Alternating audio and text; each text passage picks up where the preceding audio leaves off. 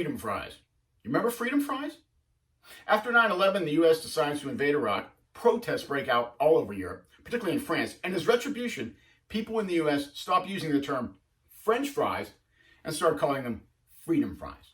Note, no one actually stopped eating fries. That would be far too drastic. We just took the French out. Clever, right? Now, recently, because of one tweet, one single, simple tweet in support of Hong Kong protesters, not even an official tweet from the NBA, but a personal tweet from an executive. And because of this, China basically threw the NBA out of the country. Sponsorships pulled, merchandise unavailable, massive, massive, massive condemnation on social media and otherwise. Is it me, or is that a huge difference in reaction?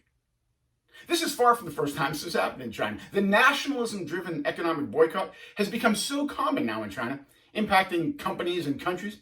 It can now be considered a full-fledged political weapon, really unlike anything we've seen from any other country in modern times, which is what makes this incident so interesting.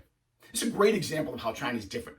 Not that this is the only difference, more the tip of the iceberg, but it's a great example of why we, frankly, are so often surprised by China. We really don't understand the differences between a developing country with no prior democratic experience and the rest of us in the democratic world. In this case, the most important point to remember is that these incidents are not really about the Chinese government. They're about the people. The people, the Chinese people, drive these things. Sure, sometimes government gets involved, maybe even stokes the flames. But the government also pulls back on the reins sometimes, tries to make sure things don't get out of hand.